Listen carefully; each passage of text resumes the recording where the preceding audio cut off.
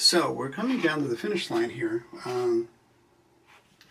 This is called spiriting off, and it's exactly like the stiffing function that we did periodically earlier.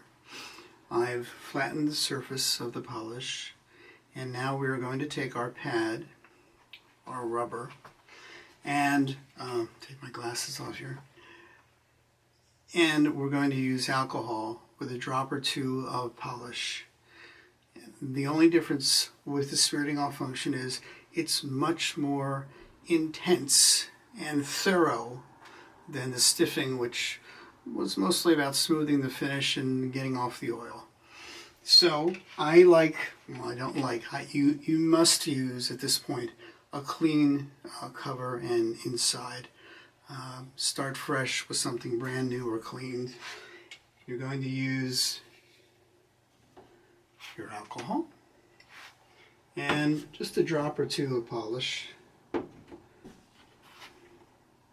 Less is more here, so I use really a few drops of alcohol with a drop or two of polish.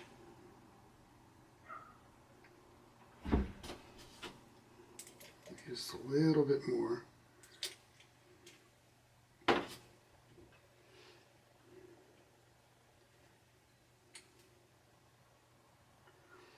The reason we use a little bit of polish and not just alcohol is we don't want to take off finish here. I'm removing my ring just in case. We're not removing finish here, we're redistributing. So if I use only alcohol, I might tend to take off a little finish.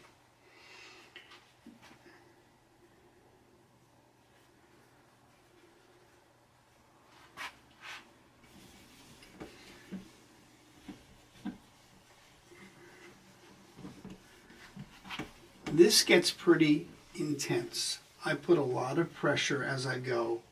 As the pad dries, I will put more pressure. I watched Eugene Clark once do this.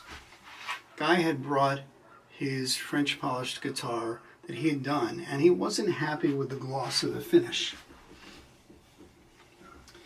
And Mr. Clark took it, and in about 5 minutes or so, working on the top of the guitar, he was working up a sweat. He was putting on a lot of pressure. So this is absolutely a time you are going to put a lot of pressure. I'm practically bearing down almost as hard as I can, and it's only going to get more.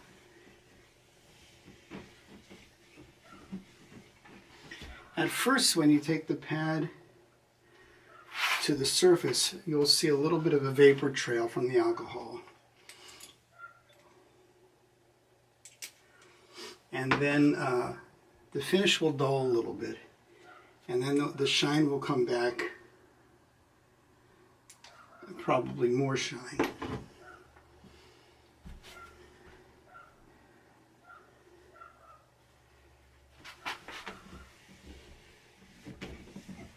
Just a little bit of vapor.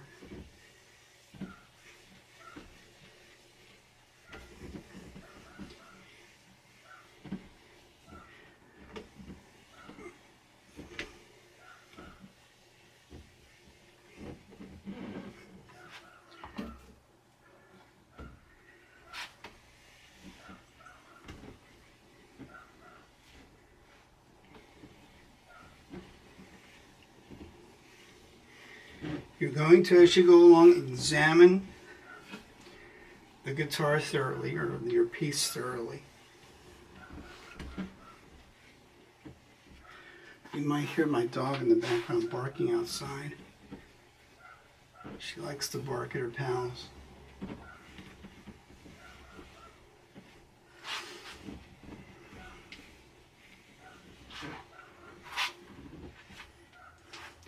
As I say, you want to look at this from multiple angles, under a lot of light.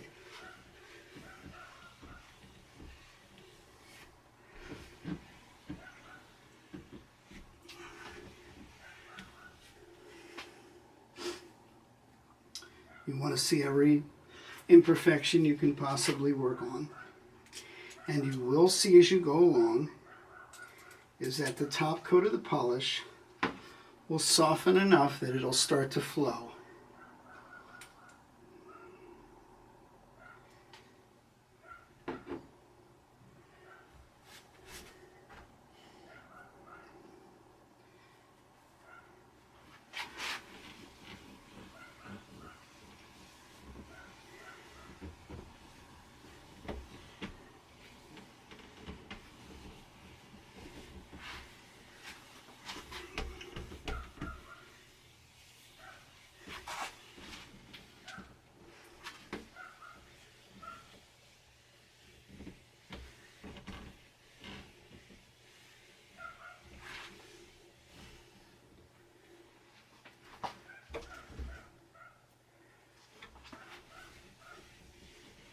I'm sort of leaning into this and getting my face down. This is me, just to get as close as I can to see what's going on.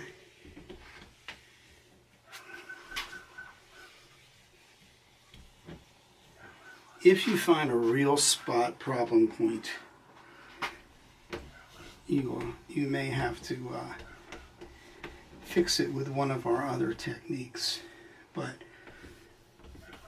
hopefully you won't, but you might. It's okay. Go back and fix it.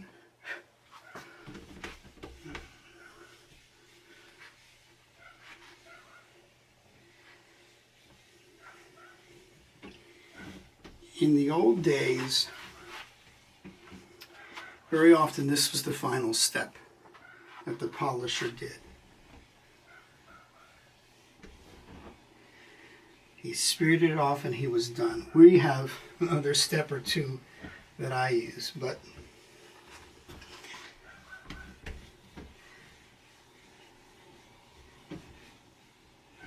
I would do this until you have a surface that you're pretty happy with, that could survive on its own with nothing else.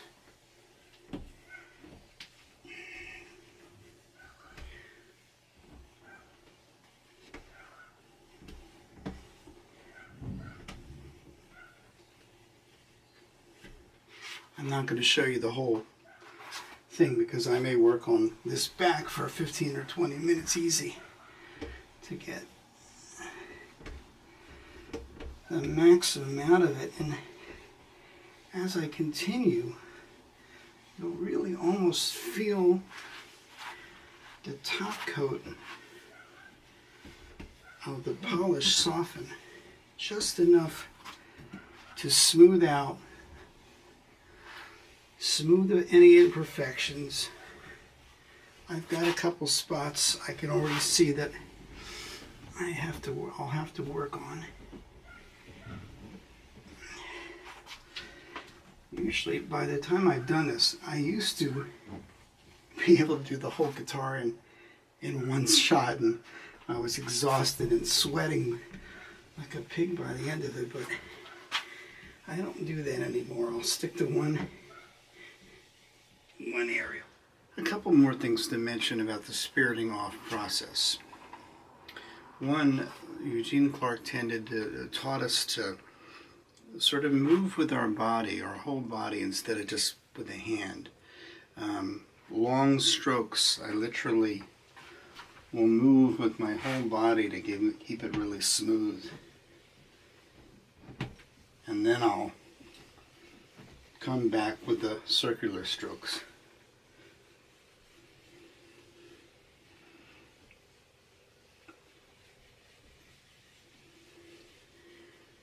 For me, this affords me the ability to put a lot of downward pressure and keep it really even and consistent.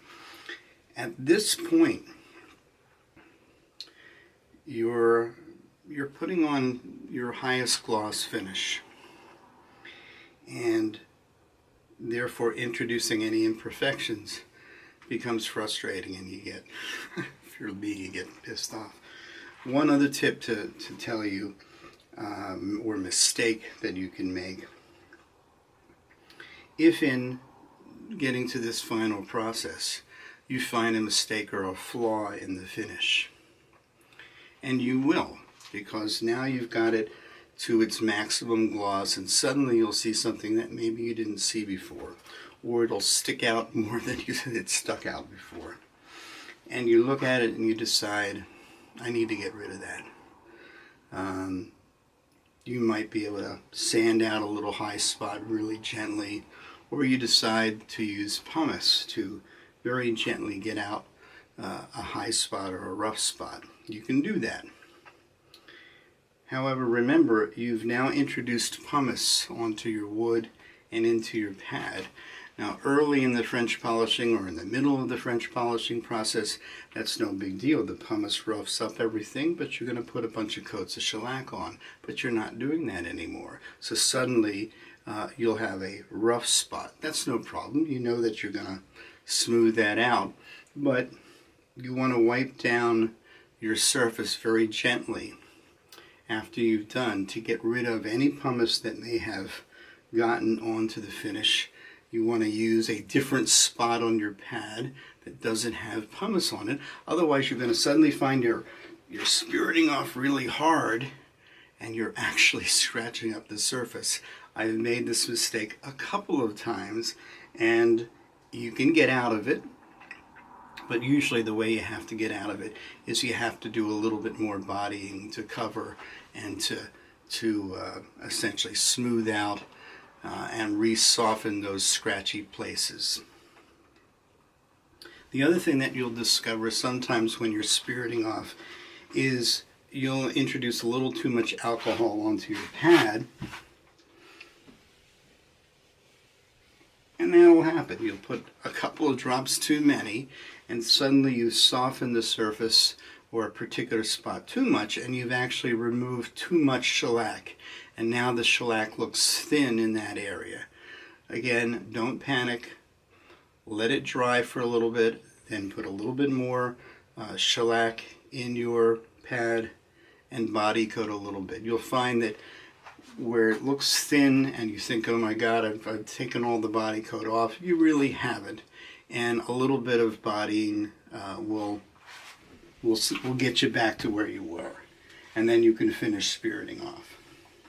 So those are a couple of common mistakes for me. Once you've finished spiriting off and you say, it's good, or it's as good as I can get, you put the piece aside for at least a few days. I really wait 5 days. And after 5 days, we will come back and I'll show you what I do next. You may wonder why I'm using the glasses. Is there some kind of danger, safety danger in using this to my eyes? No. These are actually magnifying shop glasses, so they have two functions. One is they are protecting, but the other is they magnify because I need reading glasses. So instead of having one of those big magnifiers that I'm looking underneath, these are my magnifiers. So they're great, particularly at the final spiriting off when I'm really looking for any flaws or problems to fix. I've got magnification. These are pretty inexpensive. They come in a bunch of different magnifying powers, so I like them.